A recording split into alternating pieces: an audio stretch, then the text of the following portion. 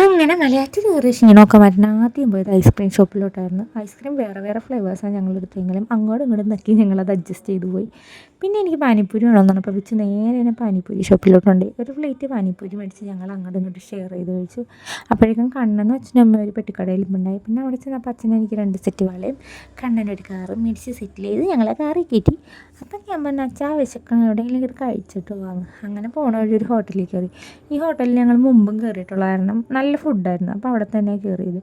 അങ്ങനെ അവിടെ ചെന്ന് കുറച്ച് നേരം വെയിറ്റ് ചെയ്തപ്പോഴത്തേക്ക് ഓർഡർ എടുക്കാൻ ആൾ വന്ന്. അപ്പോൾ കണ്ണനെ എവിടെ ചെന്നാലും ബിരിയാണി കഴിക്കുന്നതുകൊണ്ട് ഞാനും തന്നെ മേടിച്ചത്. അങ്ങനെ ദാവിച്ചുവിൻ്റെ ഷവായ ഉണ്ട് ആദ്യം വന്നത്.